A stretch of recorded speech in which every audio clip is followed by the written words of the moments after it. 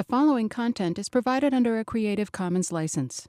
Your support will help MIT OpenCourseware continue to offer high-quality educational resources for free.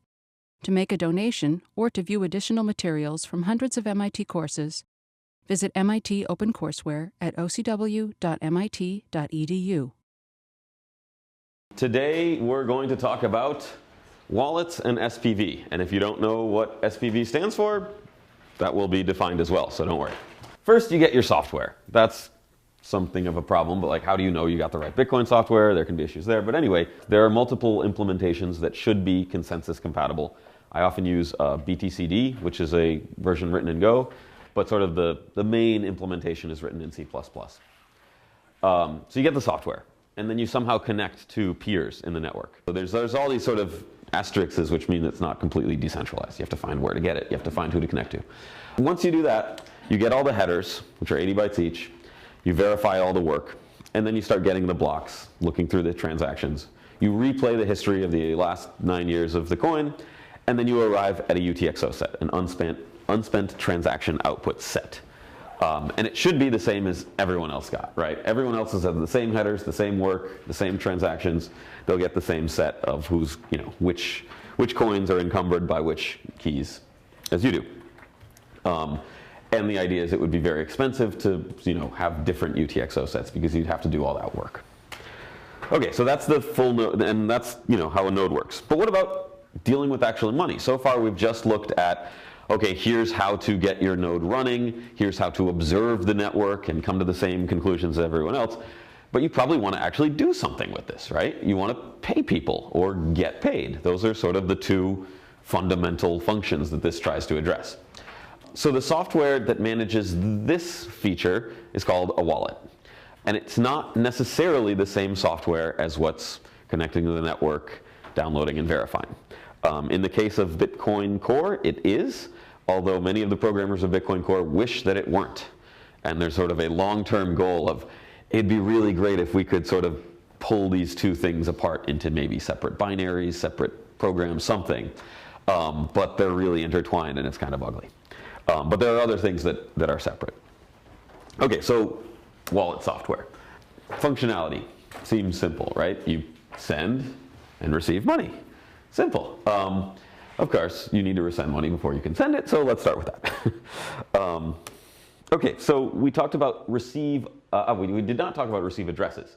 We did talk about the script and how it's generally used pay to pub key hash, where you have you put the hash of your pub key in your output script, and then in your redeem script, in your input, you put the pub key itself, which is then checked against the hash, and then the signature is verified. Most likely, if you've looked at Bitcoin at all, you've seen these types of addresses. They usually start with 1. They're a bunch of characters long, weird mix of lowercase, uppercase, numbers, and letters. There's a standard for converting a 20-byte pub key hash into this address. So the idea is, since almost everything is using the same pub key hash script, you can forget about the opcodes like opdupe, ophash160, op equal verify, because they're always the same. And so it's the standard, like, okay, we're just taking that 20-byte hash, and now let's convert it to something hopefully somewhat human readable and writable, so that people can write it down, say it over the phone. This is the one Satoshi made. It's got 58 characters, and then the last 4 bytes, which ends up being like 5 or 6 of the letters, is sort of a checksum, where you take the hash of the first however many letters, and then that's supposed to be like equal to the next ones. So hopefully, if you type something wrong, it doesn't change the hash, and then you send it to the wrong place, and then no one has a matching key for that. There's a newer standard for this, where all the letters are lowercase.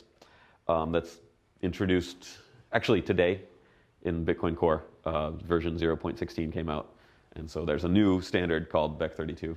They did some research, and they found it was actually much faster to transmit over the phone via voice, because you didn't have to say whether things were uppercase or lowercase, which ended up being very annoying for people. Because 1 big F, 8 little f, 1, 2 big E, 4. It's annoying. Anyway, but the idea is this is just an encoding of the 20-byte pub key hash. So when you type this into a program, it reads this, converts it into a 20-byte hash, builds the output script. Okay, so the outputs are all the same. So this is sort of like a UI thing. The addresses don't really exist at the protocol level. Okay, any questions about addresses? Fairly okay. We're not going to UI and like usability is super important, but not the focus yet of what we're doing. Okay, the idea in a lot of cases is you want to receive money and know that you received it, or somehow interact with people over computers, and you can put a bunch of addresses on a server, but keep your private keys offline. Because if you keep both your public key and your private key on the same computer, that's kind of an attractive target for someone to break into your system. Because they say, oh, like, this guy's running Bitcoin and he's accepting payments. There might be a bunch of money in this computer. If I can get into it, I can take all the money. So one issue that people ran up against pretty early is, well, let's say I generate 10 keys, 10 private keys, 10 public keys, 10 addresses, put them on the server, and then I run out. And I can reuse addresses, but that can hurt privacy because people can then see that the same people are using these keys. So is there any clever way we can generate pub keys without the private key? Is there any, given all the fun key stuff we've talked about, can anyone think of any clever ways to do that? Okay, well, pretty straightforward. This is called BIP32, Bitcoin Improvement Protocol 32, Proposal 32. This is a super simplified version, but this is the basic idea of what they do. They do it much more involved and complicated. But basically, you've got your public key P, big P, and some kind of randomized data, randomizer data R. And, sorry, your private key is just little p. Block that. So the idea is you want to send to an address, you want to generate a new address. Well, it's just your public key plus the hash of R concatenated with 1 times G. And if you wanted to make this 2, 3, you can make this any number you want. And then your private key is just going to be that same public key plus the hash of R. Right? So you give someone some extra data which they can throw into a hash function. Use this sort of as a known private key, and you add it to your private key. So no one just knowing this data can spend from it. That's really nice because then the server can generate arbitrary numbers. Does this make sense okay? What's the difference between big A and A? Oh, yeah. So in the last ones, big A is a public key. It's a point on the curve. Little a is a private key. I screwed that up. That should not have a G, right? So G is the generator for the group. G is sort of how you convert from a private key to a public key. You just multiply by G, which is just an arbitrary point. Yes? So your private key doesn't change? So in this case, there's sort of 2 private keys. There's your standard private key that you actually just randomly created, this number P, multiply it by G to get big P. But your private key for any particular address does change, right? You're adding the hash of R, 1 or R, 2, R, 3. Yes. This is assuming the size of R is relatively small compared to P, because don't you have to keep track of the nonce? R should be like 32 bytes or something. You don't want anyone. Every time you create a new transaction. You sort of don't. What you can do is you can have the server. You have your server, and you say, hey, I'm going to accept payments for cookies or shoes or whatever I'm selling, and then you give the server your public key P and this randomizer R, and you just say to the server, go wild. Make whatever number you want here. It has to be, this number should be fairly small. Let's say less than 1 billion. And then when you want to find how much you've gotten paid, well, you can generate 1 billion private keys here. Some reasonable number that the computer can actually do it. And you can generate, you can just increment this, generate a ton of addresses, and look for them on the blockchain. Okay, so that makes sense at all? BIP32 is actually quite a bit more involved and complicated. This is the basic idea, but they make sort of trees of it. And you can say, oh, well, we can make, instead of just one level, we can make like a whole tree of these things and like have different accounts and like make a really full-featured system in case people want to use this kind of thing. Yeah, so you can put public key and this random data on the server. The server can make addresses as needed really quickly.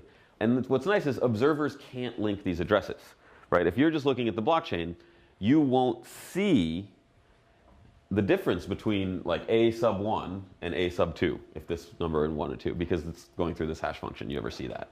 To an observer, it looks like all completely different addresses. And if someone hacks into the server and finds this P point and this R randomizer, well, that will allow them to link everything. Now they can see, oh, we can also generate all these addresses. We can see that it's all the same person. But that doesn't let them steal any of the funds. So compromising the server with this, well, you lose the privacy, but you don't lose your money. So that's a pretty good trade-off. Okay, other questions about BIP32? Cool. So that's one of the features for like wallets. Got to do this. Okay, so the basic procedure. You're going to request a payment. And you're going to say, hey, if you want this jacket, send 1 coin to address F8F12E. And it's sort of important to note that Bitcoin doesn't solve the problem of people paying money and not getting what they paid for, right? That's out of the scope of this. Although there's a lot of people who's like, it should, but it doesn't do fraud protection. It's like, hey, I gave you the coin, you didn't give me the jacket. Well, Bitcoin worked fine. Bitcoin made the coin move. That's Bitcoin's job. The fact that FedEx never delivered your jacket, well, that's sort of FedEx or the retailer or all sorts of things like that. So that's, I don't want to say it's not a problem. It certainly is, but it is sort of seen as out of scope. It's like, this is a money system. This is money. The dollar, your dollar bills don't ensure that you're getting what you paid for. That said, there's all sorts of things that do this kind of thing and do try to ensure delivery versus payment. Atomic swaps, HTLCs that we'll talk about later, zero knowledge, contingent proofs, like all these different things do sort of work on top of Bitcoin to try to help these kinds of things. In practice, though, if you're actually buying like a physical jacket that someone's going to deliver to you, there's not really a good cryptographic proof of jacket delivery. So it's some reputation is involved, right? Then from the merchant's perspective, so I sell jackets. I want to know if someone paid me, right? I have something on the website, put in your address. Okay, now pay this address. So you add all your pub key hashes to a big list in your software. You say, okay, here's all the addresses I've created. They're all, these 20-byte pub key hashes. I put them in a map or some kind of array or some database, whatever. And then from then on, every transaction I see on the network, I also look at the output scripts. So before, when I was verifying the blockchain, I actually never had to look at the output scripts until they got spent, right? So when I was downloading transactions, I would look at their signatures and look at the old UTXOs in the UTXO set and match them up and verify. But where the money got sent in these new transactions, I didn't really care, right? It could have been sending it to zero. It could have been sending it to some weird address that probably was wrong. There was no, and I believe to this day, there's still no output validation that happens in Bitcoin as a consensus rule, because it's not important, right? Where are you sending the money? Well, wherever you want. And are you able to spend it? We'll deal with that later, right? If you want to destroy your money, fine. I'm not going to look at the output. There's no invalid output, right? There can be an invalid input, there can be an output which you can never actually use, but you're free to send to it. So that's sort of one of the, rules in Bitcoin. However, in this new, when we're actually looking at our own money with the wallet, we do look at the output scripts, mainly to say, hey, is this ours? Are we getting paid with this transaction? So you look at every output script, and if you see one that matches, hey, we got paid, right? So you see a transaction, one of the outputs, hey, look, that 20 bytes, that's me, cool. That's one of the addresses that I have. Let me keep track of this. This is now money that's in my wallet. So you keep track of the received payments. You save them to disk in a similar way to your addresses. You use some kind of database or map or something, something efficient. And then you don't need to save too much information, right? You need to save the out point, right? The TXID of the transaction, the index. You probably want to save how much, your amount, and which key it was. So the actual 20-byte pub key hash, you could look through all your keys, but it might be nice, oh, that's my 17th key that I've saved in my database or something. You may also want to save the height information, when it got confirmed. So we're not going to talk too much about unconfirmed versus confirmed today, but this can be an issue if you see a transaction on the network that's not yet in a block and it pays you. And you're like, hey, I got money. but it's not confirmed yet. So have I really gotten money?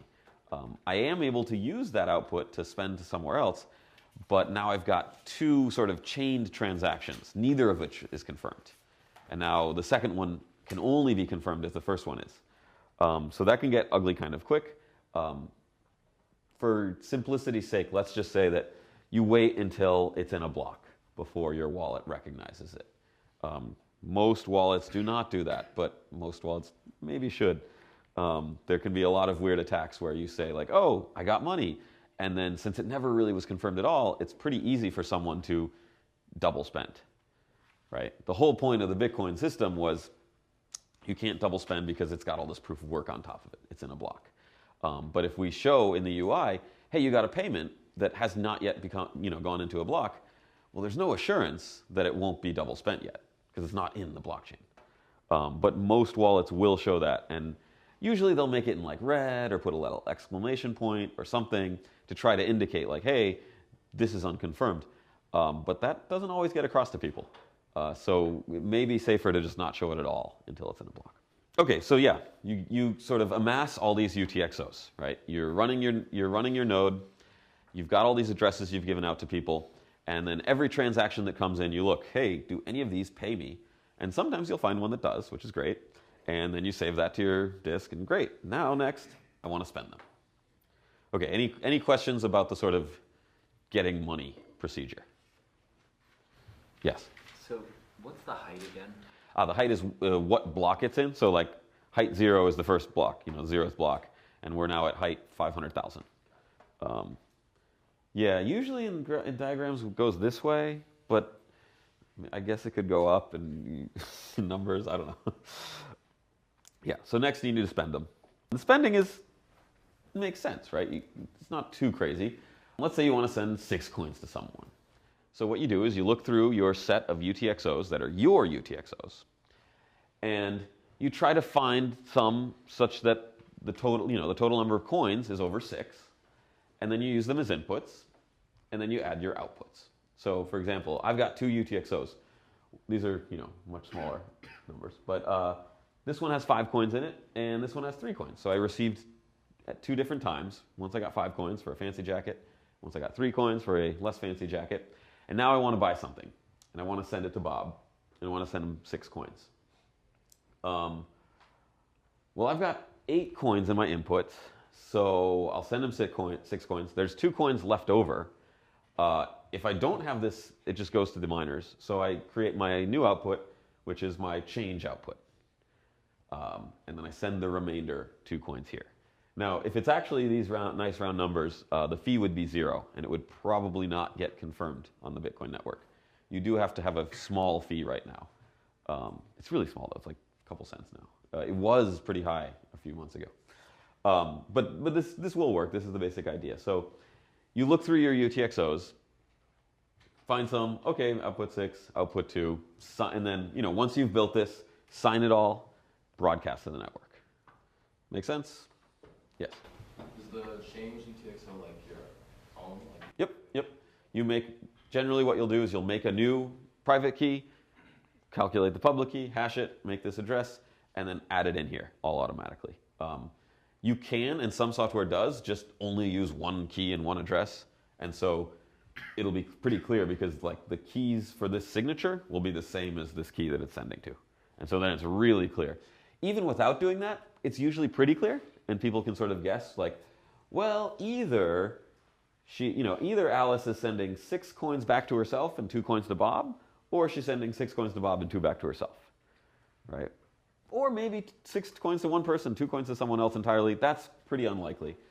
Usually metrics will try to like analyze the transaction graph and say like, oh, the smaller outputs are usually the payments and the larger ones are the change. But you don't know, right? So if the addresses are all different. Yes? How does the fee get paid again?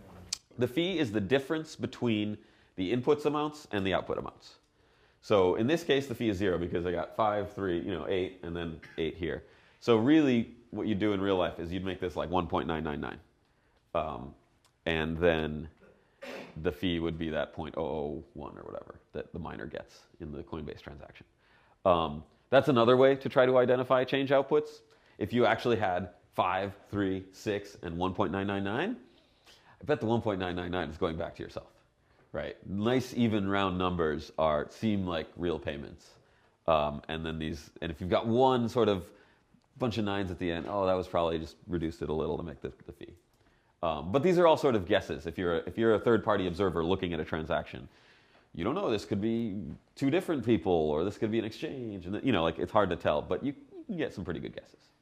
Yes. In terms of fees, so if you had no fee, or if you had a really small fee, and miners were requiring something higher, that just sits on everyone's computer. Like they still share it with each other, or just sit there until maybe there's a block. There are multiple thresholds. So there's the relay threshold, which right now I believe in Bitcoin is 1 Satoshi per byte. So I think we said Satoshis are the smallest unit possible of Bitcoin. So one coin is actually 100 million Satoshis, and there's no decimal places. That's just a UI thing. So right now the minimum relay fee by default is 1 Satoshi per byte. So for a 250 byte transaction, you need 250 Satoshis, which is, I don't know, some fraction of a cent. Maybe more than a cent now, I'm not sure. And then the idea is if you see that a transaction below that, you won't even relay it to anyone else. You'll be like, this is so cheap that I'm not going to bother sending it to everyone else, I'm just going to ignore it. But above that 1 Satoshi threshold, you will accept it, verify the signatures, and then pass it on to everyone else you're connected to. But that doesn't necessarily mean it will get into a block anytime soon. It's actually been really interesting the last, I'd say, 6 months, where the fees went up enormously. And you see sort of this really crazy price inelasticity, where people who were paying 1 cent then started paying 10 cents, $1, $10, $20, and it was also sort of optimistic. It made me feel good. It's like, well, clearly they were getting $20 worth of utility out of this, because they're now perfectly willing to pay $20, and they were paying 1 cent a few weeks ago. That's kind of weird. And then it's now gone back down to like 1 cent. But it's very inelastic in that there's a fixed size for how many transactions you can have per minute or per hour. And when people really want to get in there, they have to just bid everyone else out. So we'll talk about the fee markets in a few weeks and replaced by fee, and that's sort of a new evolving thing. But it's been really interesting to see in the last few months how it's changed. At $10,000 per Bitcoin, a Satoshi is 0.01 cent. Tenth of a cent. Hundredth of a cent. A hundredth of a cent. So the minimum relay fee would be more like 2.5 cents. So that's it's not zero. That's still a fee, right? And you get enough of those, and you start making money. But it's also interesting. Recently, it used to be that the initial new coins coming out to miners was just overwhelmingly the majority of what they'd earned, and people would sort of ignore fees as a miner. But then in like December, January, I believe miners made more money in fees than in new coins being generated. I'm not sure if that averages out. Like there were definitely weeks where that was the case, or at least days. I'm not sure if it's average over the whole month. If you total aside, sorry, but this guy's site is like a cool way to look at the fees. So you can see like he sort of organizes transactions by fee rate. It's too low res to really get everything, but it's if you just search for Joho, Joheo, he works on Bitcoin stuff, and he made this cool site, which is open source, and you could even run it on your own node if you wanted to, and generate the same cool JavaScript colory things. And you can see the fee market, and like I'm not like an economist, but it is really interesting seeing like there's clearly market failures occurring here in that. So you can pay. So the green, you can pay 10 Satoshis per byte, and you'll get confirmed in 10 minutes. Or you can pay 1,000 Satoshis per byte, and you will also get confirmed in 10 minutes. And most people are paying 10, but someone's paying 1,000. It's got the whole spectrum. You've got multiple orders of magnitude of people paying for the exact same thing. And they can all see that each other, it's just a weird sort of seems broken. And part of it is just the cost to write the software. If you're like, an exchange and you're like, everyone's sending you support requests and this haven't. Okay, I don't know, just pay a 500 Satoshi per byte fee. And then it seems to work. And yeah, we're losing a couple $1,000 a day, but let's just not deal with that. And I think that's part of it, is that there's a lot of software out there that just has a fixed fee rate or even a fixed fee, regardless of how big the transaction is. Or there's a lot of software that years ago wouldn't have to deal with this issue because there wasn't really competition to get into a block, and now they do. So it's kind of cool to look at and see the history of it and stuff. But I'll get into into depth of fees and stuff in I think 2 weeks or something. Okay, any questions about last? Yeah. What was that website again? Well, it's in some Dutch or something. Just search Johoe. Joho. He's the guy. It's the first thing on Google, right? Yeah. Johoe is his Dutch nickname or something. I don't know. He's a cool guy. He actually, I think I talked. Did I talk? There was some randomness problems at some sites. He stole a bunch of Bitcoins and gave them back to their owners. He found there was K reuse, nonce reuse vulnerability in some wallets. And so he's like, hey, look, there's 100 Bitcoins that I can just take because I can calculate the private key. And he took them and he was like, I think I know who these are, and can you prove it? And then I'll give them back. So he sort of grabbed, finding a wallet with thousands of dollars, coming out of it on the street, and he sort of grabbed them all and tried to get them back to people. So I don't know the guy. I've never met him, but seems like a nice guy. Anyway, that's how Bitcoin works. There's you don't meet anyone, but you see these people. Oh, he's a nice guy. Oh, he's a jerk. So I'm sure the weekend was kind of interesting over Twitter. But anyway, yeah. Okay, so you build these transactions. There are issues here. 2 inputs, 2 outputs. That's going to be kind of big. You're going to have 2 different signatures. It's going to be a little bit higher fee. What would work better than this? It's kind of a silly question. What would work better than having 2 inputs and 2 outputs to make this transaction to pay someone 6 coins?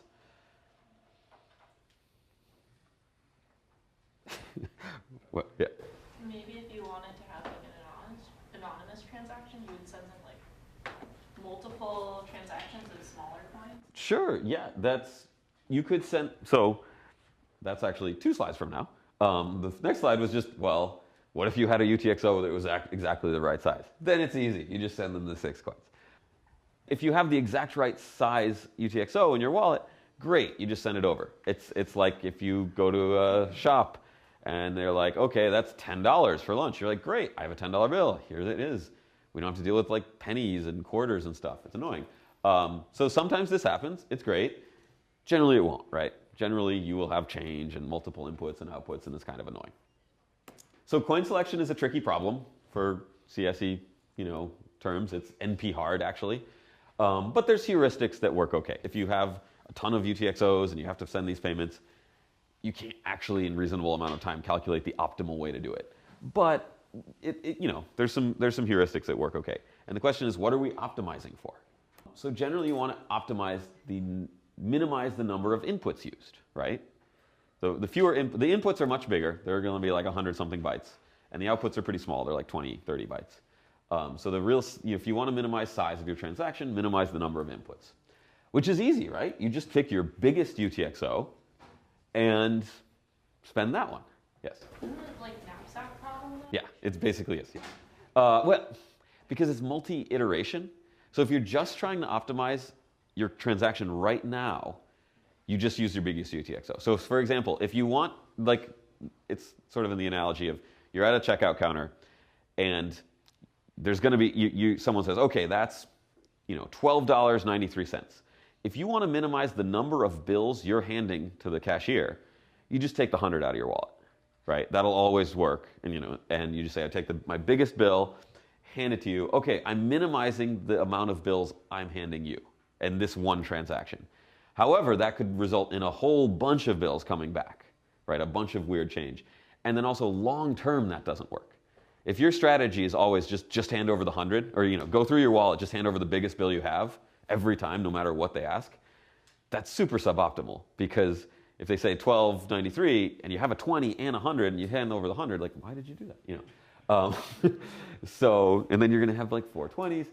So it's very similar to that, except now it's similar to problems like that, except the change and bills have arbitrary denominations. There isn't a fixed, you have hundreds, 50s, 20s, 10s, 5s. Now it can be any number. So yeah, so if you're just looking at one time, just pick your biggest UTXO, you'll have the smallest transaction. But you want to minimize next time. So you ideally can eliminate the change output and just get, perfect target. It's actually really complicated. There's really cool research on how do we select coins for like long-term, yeah. So why don't you just pick the biggest UTXO that's larger, or the smallest UTXO that's larger than your output size? Yep, that can work. That's not, that's a good heuristic, right? That's a good, pretty easy to code, sort your UTXOs, go here, use that one. It's not really optimal because then it's a lot better than picking biggest. What do I have in my wallet? So I've actually written an SPV wallet and all this stuff just from scratch, and it's kind of interesting. You learn a lot about how it works. I target 2 inputs instead of 1 because then eventually, if you do that, what'll happen is you're going to be using 1 input, which is great, and then you're going to run out of big inputs, and then you're going to always have to use 2 or 3, and you can get kind of a lot of dust. Dust is like the sort of colloquial term for really small UTXOs, where you've got a bunch of pennies and stuff. So that's one issue. Another issue is privacy concerns. So when you use 2 UTXOs, or have 2 inputs in the same transaction, that's linking those transactions, linking those 2 UTXOs. It's not definitive, right? You can interactively create transactions with other people. In practice, it doesn't happen, right? You could say, hey, I want to pay Alice 5 coins, and you want to pay Bob 6 coins, and let's put my 2 UTXOs and your 2 UTXOs, and we'll pay these 2 people, and we'll put our own change outputs, and we'll sort of mix this transaction together, and we'll all sign it. And you can do that securely, since you only sign when it all looks right to you, and everyone only signs when it's done. But the coordination problem is pretty severe, right? You have to find other people who want to pay, make transactions at the same time that you do. It's annoying. So in practice, since you're just using your wallet, if you see a transaction with multiple inputs, you can surmise, okay, those are the same person or the same company. And if you want privacy, if you want a maximum anonymity, what kind of coin selection or payment strategy would you use? And You just make a bunch of transactions. yeah, if someone says, hey, pay me 6 coins, okay, well, I have these 3 inputs and I'm paying you 2 coins here and 1 coin here and 3 coins here. And I paid you 6 coins, but in 3 completely separate transactions. That no one does either because it's annoying. You could, it would be the most anonymous. But even then, well, what if they all happen at the same time? And you see they all get in the same block. And you're like, okay, well, they're not linked nearly as closely, but I am seeing that these 3 transactions happen temporally similar time. So there's all sorts of things to try to optimize for. Okay, any other questions about, yeah? So does this mean that every time people are going to have a smaller and smaller split of a Bitcoin in their wallets, they're just going to have smaller and smaller amounts because you're going to, if you have a $100 bill and then you're paying $20, then you're going to get, 4 other $20 bills. Yeah. Eventually you're just going to have smaller and smaller. Is that a fair implication or? Okay, short term, yes. If you start out with a bunch of coins, then start using it, yes. But it does reach equilibrium, right? In that, let's say you've got all these little tiny outputs of you've got all these $1 bills, but then you need to buy something that is $20. You have 20 inputs and 1 output. And whoever you're sending to now gets that 1 big output. And so yeah, if it sort of compared to if you graph that over time, yeah, initially everyone was getting, all their outputs were 50 coins each, right? Because that's how you mine them. And then now they're getting, smaller, but there is sort of an equilibrium after you've used it for a while. Okay, any other questions about sort of coin selection, UTXO selection? Yes. For the anonymity part, I guess if you increase the number of transactions, you also have a limit with the fees associated with all the transactions. Yeah. So that's costly. That's another reason probably people don't do this. I think the biggest reason is it's just annoying to code. And it's like, and you can have failures where like, here, give me 6 coins. Okay, I'll give you 3, 2, and 1. Oh, the 3 didn't work, but the 2 and 1 did. Well, now what do we do? Like, you paid me half of it. Like, it's nice to have sort of all or nothing payments. So, and also you have to send different addresses. You know, there's all sorts of things. Also, it will be higher fees. In practice, it's actually not much higher. You don't gain, if you did, let's say, having 3 1 input, 1 output transactions versus 1 3 input, 3 output transaction, you don't save too much space. Most of the space is taken by the inputs. And the overhead for a transaction is only 10 or 20 bytes or something. So it is not a huge difference. The main difference is that you're never coalescing into larger output sizes. So you're going to always have to sign. And so you're going to have more inputs overall. But yeah, this is it's a kind of cool problem. There's like a lot of computer sciencey stuff, but a lot of sort of heuristics and like how people use it. And also the fact that fees are variable over time means you might want different strategies when fees are low versus when fees are high. So right, when fees are low now, I should make, or maybe I just make a transaction to myself where I condense all my little $2 outputs into one big $1,000 output so that when later on, if fees are higher, I want to spend my money, I can do so more efficiently.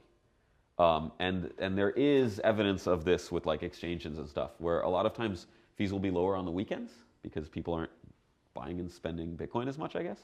And so certain companies would say, okay, over the weekends, we're going to sort of condense all our UTXOs and like combine them, and then we can make smaller transactions during the week. So there's all sorts of cool strategies here. So it's an interesting topic. I haven't like gone super in depth, but the guys at Chain Code work on it. I don't know. There's like a lot of discussion about it, so it's kind of cool. Okay. Oh, I'm a little bit behind. Okay, next we'll talk about losing money. And that's another really important part of detecting the blockchain. It's hard to do, but you have to detect when you've lost money. And it's tricky because just because you signed a transaction doesn't really mean your money's gone.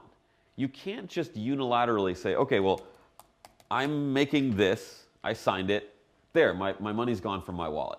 Well, not necessarily. Maybe this never gets confirmed, right? So maybe you still have that money. So you broadcast it, but you sort of have to wait until it gets into a block. And you also need to listen for your own UTXOs, even if you haven't made a transaction, and see if they've gotten spent. And why would that be? Like, can anyone think of a reason why? I haven't signed anything, as far as my program is concerned, but I might lose money anyway. Why would that be? Yeah. Well, one reason is if you get hacked. Sure, you get hacked. That's the bad reason. A good reason is, well, maybe you have the same wallet on multiple computers, right? You've got the same keys and so this getting hacked is sort of a malicious version, instance of this problem where, you know, I thought the wallet was only on my computer, but actually someone else has a copy. But even non-maliciously, I've got a copy on my phone and I've got a copy on my computer. It's the same addresses, the same keys, the same UTXOs. That's totally doable. And then when I, spend money with my phone and get to my desktop needs to sort of download and see, oh, money got, you lost money. And it's like, oh yeah, I remember spending that. So you can have that, over multiple computers. So if you're designing wallet software, you do definitely need to make sure that even if it's sort of unexpected from the wallet itself, and it doesn't seem like I generated a transaction, there can still be a transaction taking your money away. Wallets without Bitcoin, and that's sort of a cheeky phrase. Okay, I don't mean they don't have any Bitcoins in their wallets. I sort of mean they're not running Bitcoin in the same sense that we've talked of. So we talked about running Bitcoin, right? Where you download the software, you get the headers, you verify all the signatures, you build a UTXO set. Can you use Bitcoin without doing this? What do you guys think? What's a simple way to possibly use Bitcoin without having to do all these things? So like a really, really simple way. If you don't want to do work, what's the simplest way to not have to do work? Get someone else to do it, right? So, for example, my dad has Bitcoin, but he just gives it, he's like, you deal with it. So I've got a couple of Bitcoins that's my dad's, and I have to make sure, like, no, this is not my money. So yeah, get someone else to do it, right? So that's sort of we're going to talk about the different ways to get someone else to do this. And what we called before running Bitcoin, many now call a full node. And there's also the idea of like a light node or SPV node, which we'll talk about. Some people don't really like this distinction, and it's like, well, wait, full node is running Bitcoin. These other things are sort of, we shouldn't have to call it a full node. We should just call it this as a Bitcoin node, and these other things are like not quite there. But there's a lot, I will preface, there's a lot of argument about terms in this space. So there's some people who say SPV doesn't exist. And other people, this is an SPV. So people argue about the words. It's not like we have really nice definitive terms. I'm generally trying to use the most widely used terms, but there's probably people who will take issue with it, so sorry. So SPV is sort of a step down below running a full node in terms of security. It's called Simplified Payment Verification. It's written up in the white paper on how to do it. And you can verify all the work without doing too much, signature verification or having too much data. So the basic idea is you're optimizing for not having to download as much and not having to store as much at the cost of some security. And I'll talk about those costs. Okay, so before we had the sort of list of what you do for a full node.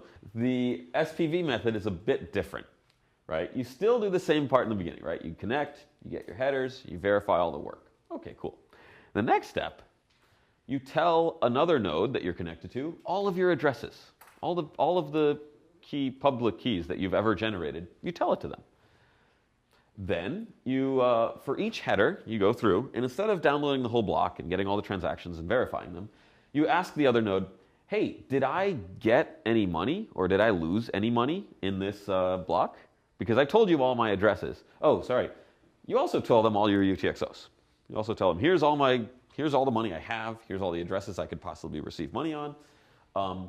Did I get or lose any money in this block? And then they will return to you a Merkle proof of the transactions where they think, yeah, you got some money here, or yeah, you lost some money here. And you can verify those. Yes? What's the other node's incentive to even respond to you? There is none. You're not paying them. They don't know who you are. There's sort of a meta incentive in that, like, I run a node that will provide these Merkle proofs because it's like, well, it helps Bitcoin. And maybe if I have some Bitcoin and I'm helping other people use it, my Bitcoin will be worth more. But that's a pretty, diffuse sort of thing.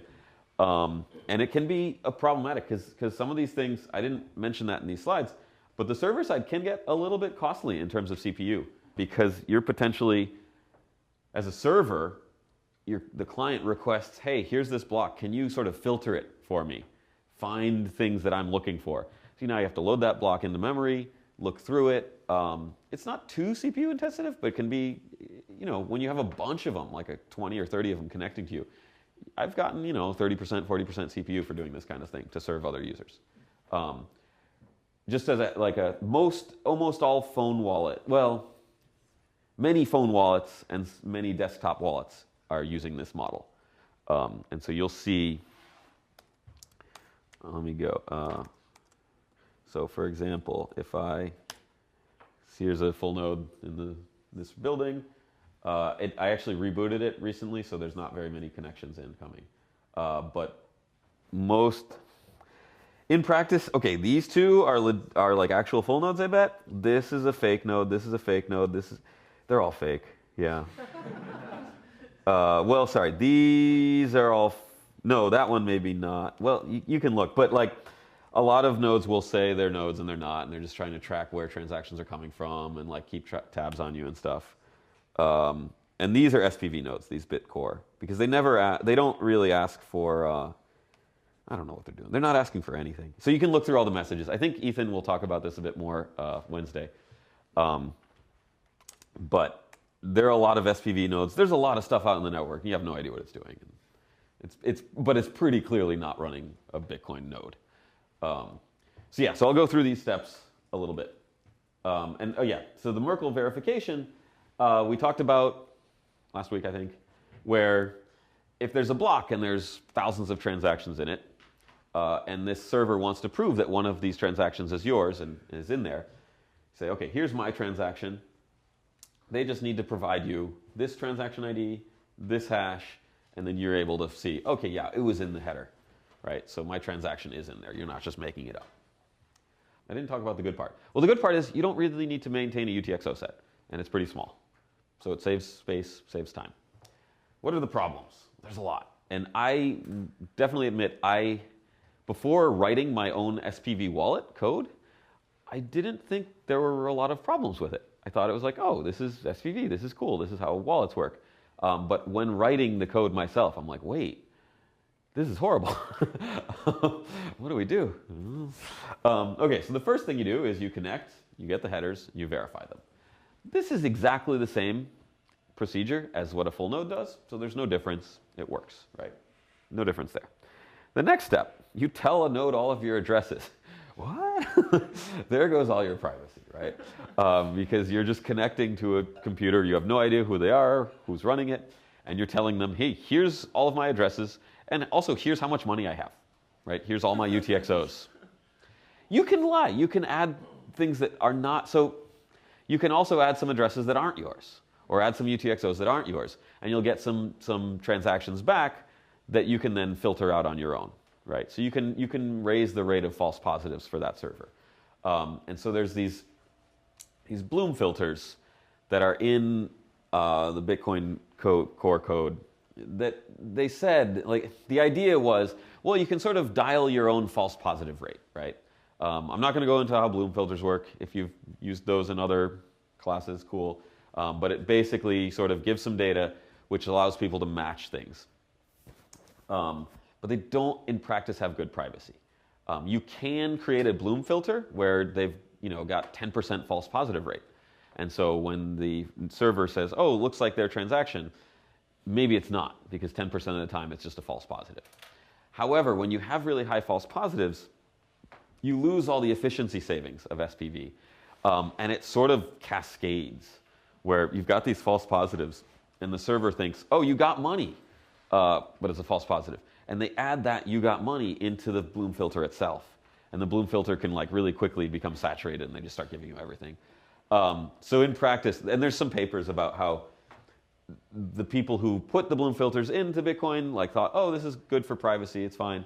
And in practice, it really is not good for privacy. So you end up basically telling a node all your addresses. And there's research on how to do this in a better way. And it's one of those kind of things where some random anonymous person with a, I think, inappropriate swear word email address posted to the mailing list and say, hey, why don't you guys do it this way? And it was like, oh, yeah, we should have done it that way. Oops. The basic idea is, instead of creating a Bloom filter as a client, sending it to a server, basically, instead of telling the node all your addresses and asking, what the nodes will do, the full nodes, will create a Bloom filter based on the entire block. And then the client can retrieve that, match that against their addresses, and see, hey, did this block have anything of interest to me? And if so, request it. Much better privacy at a pretty small cost in overhead. And so just no one thought of it. There's a lot of things in Bitcoin where no one thought of it, and we did something dumb, and then something better came out, and now we're working on that. Okay, so tell the node all your addresses, that's a problem. For each header, ask if you gained or lost UTXOs. So can you think of any problems here? Yeah. Did they lie and Yeah. keep some of them? Yep, easy to lie. You just don't tell them. If you're a server, you just omit things. And you can maybe mitigate that by connecting to a bunch of different nodes, but then you lose even more privacy because you've now shared all your addresses and money with multiple anonymous nodes. But yeah, it's really easy to lie by omission. Someone says, hey, here's all my addresses. Okay. Did I get any money? Yep. And then you see one where they got a bunch of money and you just don't tell them. And they don't know. This can be annoying in regular wallets. In the Lightning Network stuff that I work on, that I'll talk about hopefully later, this can actually be very damaging. You can lose money because of this. But in general in Bitcoin, you won't lose money because you're not aware of a transaction. So this is also a problem, right? Easy to lie by omission. The Merkle proofs help, but they prove inclusion, not exclusion. There's no way to construct a proof that, I'm gonna give you a proof that I'm not omitting anything. Although with the idea of the block-based filters sending, there are ways to construct that. So it's even better in that sense. Okay, so these are some of the disadvantages of SPV. Can anyone think of any other problems with it, or? Yeah. The estimation. Yeah, okay, so yeah, you don't know, since you're not downloading the blocks, you don't really know how much fees other people are paying. You're not verifying, so even when you get transactions, you cannot verify any signatures because you don't have a UTXO set. So you just see that it came from somewhere, but you don't know if the thing it's spending even exists or has a key or anything, so you can't verify the signature. You don't know how much money was coming in, so even if you look at the transactions, you can't tell what fees they're paying. You sort of can if you download an entire block. There's ways around it, but it's like really ugly. So it can be very difficult to estimate fees. So in practice, you probably ask the same server that you've told all your addresses and all your UTXOs to, hey, what fee should I use? And they tell you that. And the idea is, well, if I ask 5 people, hopefully most of them will be around the same. So there's a bunch of problems with SPV. Okay, so SPV sounds pretty bad, right? And I think I'll stick my full note. But is there anything worse than SPV? Asking for a friend, right? Can I go worse? So does anyone know something we can do that's worse security, worse privacy than SPV? That's also very popular. Yeah. Okay, that's even worse. But yeah, there's a step in between. So you can take out some of these steps where you just have an API and you just ask people.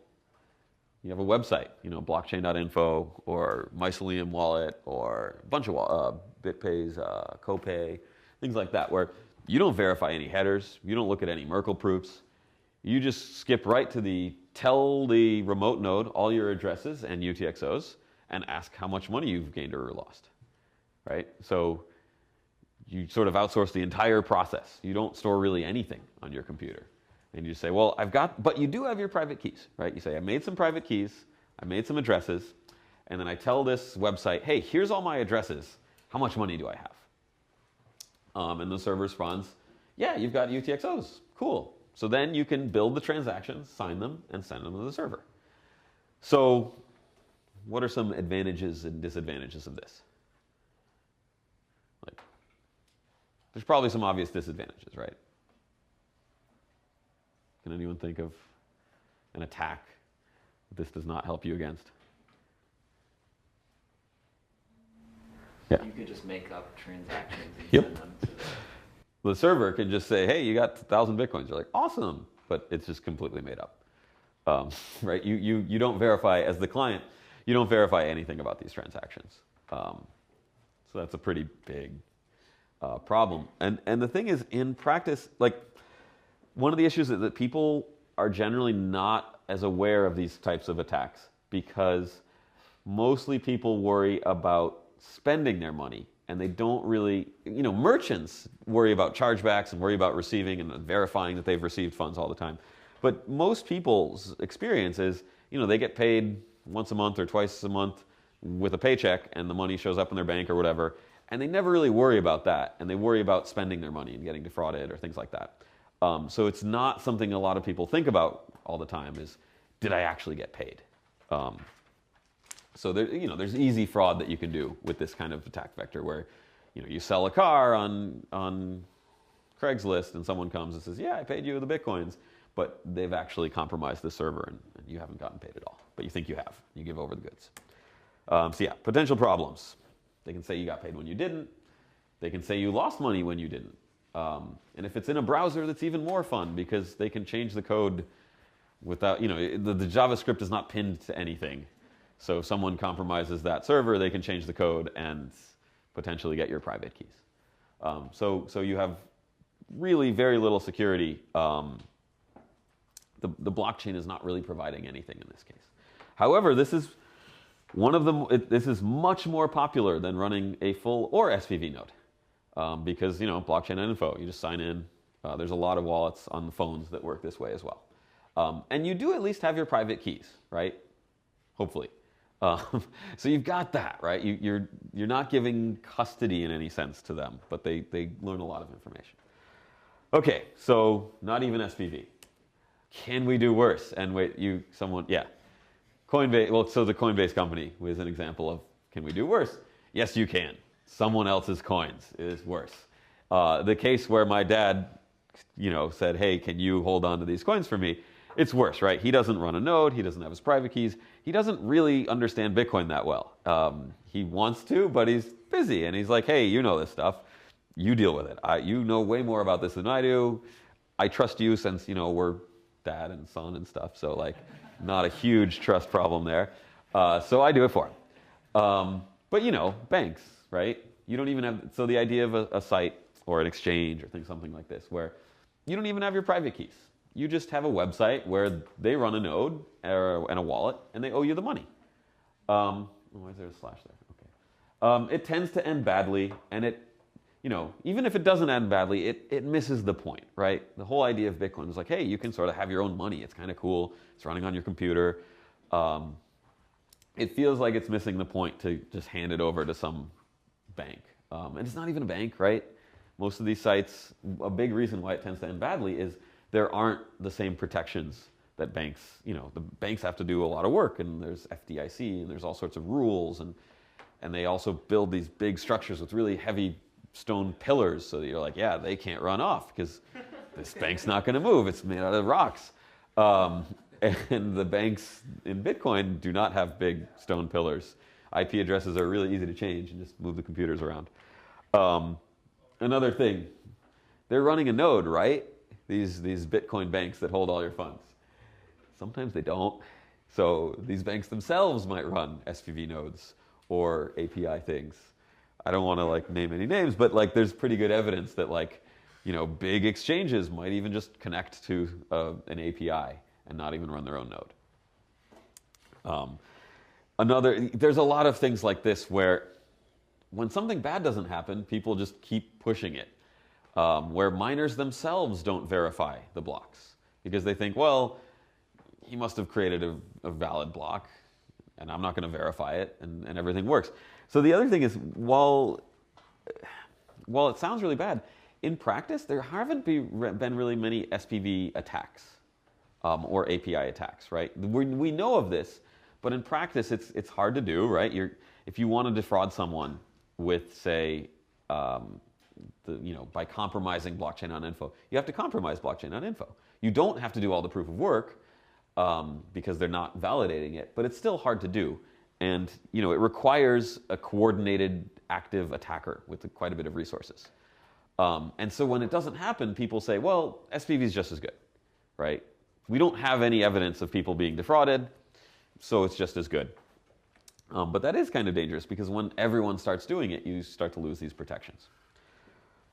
Any questions about the someone else's coins model?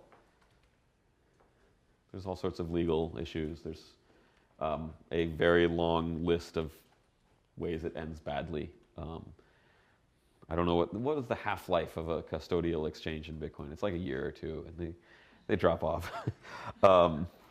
Okay, so why do people do this? And here's sort of a table of trade-offs with these things. It's mainly convenience, and so that's, it's a real reason to do it. So if you're running a full node, you're going to have to download at least 170 gigabytes. That's a lot, right? It's going to take a while. Storage, you're going to have to store at least 4 gigabytes, like long term. And that's going up, but not going up too much. It's actually gone down in the last few weeks. That's sort of the UTXO set, right, that you have to keep track of. You don't have to keep track of this 170 gigabytes. It by default does, but you can turn on pruning. But that's also super user unfriendly. You have to edit a bitcoin.conf file and type pruning equals 500 or something, and then save it. And then it'll prune down to 4 gigs. There's no, at least that I'm aware of, there's no GUI nice menu thing where you can say, hey, I want to enable pruning. I don't want to have to store this. Speed, on a really nice computer, it will take at least 6 hours to download all this and verify it. It's pretty impressive because it used to be more, but that's still 6 hours. People don't want to deal with that. Privacy, okay. Certainly we can do better. There's a lot of research on how to make privacy in Bitcoin better, but this is what we got. It's okay. Security, okay. This is as good as we've got. Okay, so then you go down to SPV. Network, you only have to download about 50 megs, all those headers. If you've got a wallet with lots of transactions, you're going to download 100, 200, 300 megs, because you're going to have to download all the transactions that that pay you or you're paying out to. Speed, I said seconds. I think I want to change it to minutes. I don't know. It's not that fast. It's a lot faster. I think seconds is an exaggeration. Well, it's like 60 seconds. I don't know. Anyway, it's pretty fast, right? You download all the headers. That takes the same amount of time, but that can be a minute or two. And then you're syncing the blocks. It's really quick. They're small. Privacy is poor, right? You lose a lot of your privacy in SPV because you're basically telling random computers on the internet, hey, here's all my money. And hey, here's all my addresses. You're not completely losing everything, but it's pretty easy for actors to reconstruct your wallet from that. Security, medium. I don't know. There haven't been any real attacks on this, but you're not verifying the rules of Bitcoin, right? If everyone's running SPV, then a miner can say, hey, I just generated 1,000 coins out of nowhere. And no one's looking for that transaction. It only pays me. And no one's going to see that and reject the block, right? So if everyone runs SPV, you're sort of not checking up on the miners, which is a very real threat. Like, miners do crazy stuff, and you got to watch out for them. So security, questionable.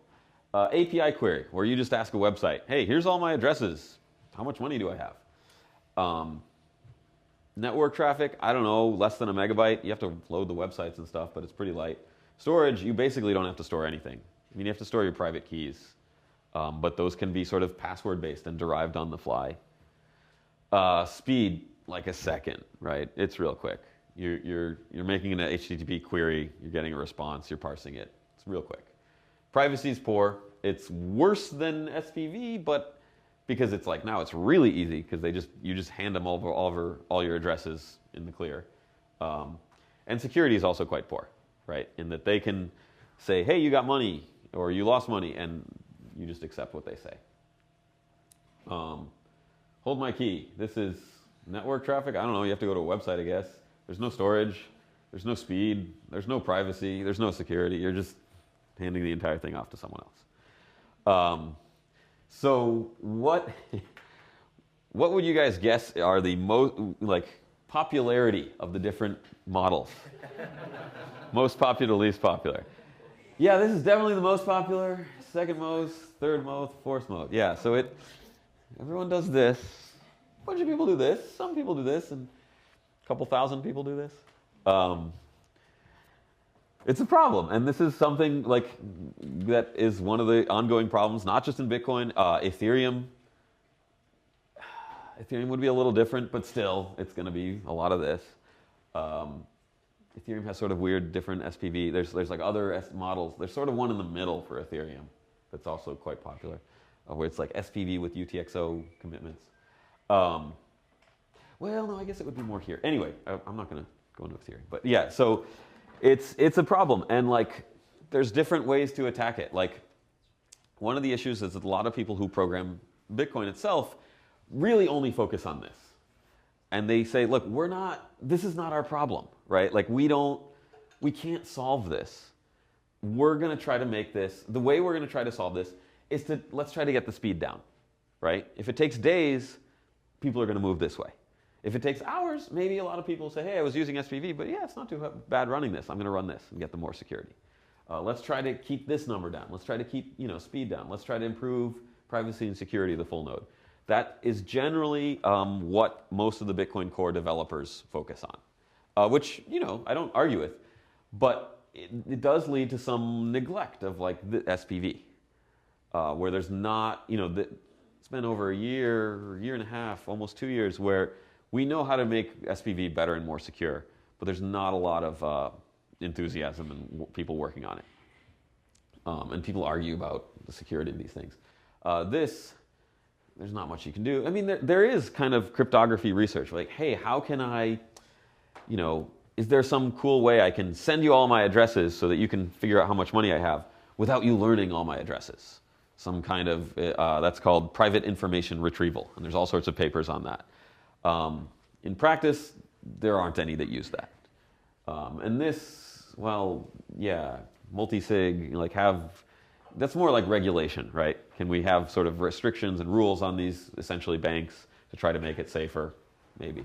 But yeah, these are sort of the two where, software development can definitely help, make this a lot easier to use. And so, we can encourage people to use it, but most people, since security is hard because most people, if you don't see a problem, this is a lot easier.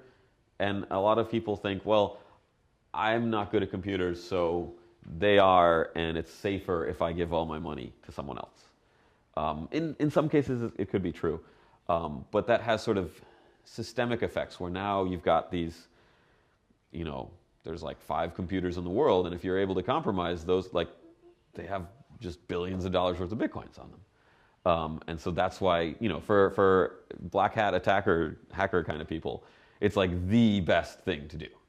It's like there's a computer somewhere and it's got $1 billion of untraceable money that I can just steal. What could be, yeah, I could get everyone's passwords. That's cool. Or yeah, I could read people's emails, whatever. Or I can just steal $1 billion. So what do you think they're going to do? So yeah, so this leads to, huge concentrations of coins in a very small number of nodes, and people try to attack it. So this is sort of the landscape we're in now. It's certainly not ideal. There's a lot of technology that's pretty good that's not being used. There's a lot of technology that's crummy that's being used a lot, and how to make this stronger and faster, how to make this faster, things like that are really interesting research areas I'm working on. Okay, and yeah. Almost done. Wallets are fun, big usability issues.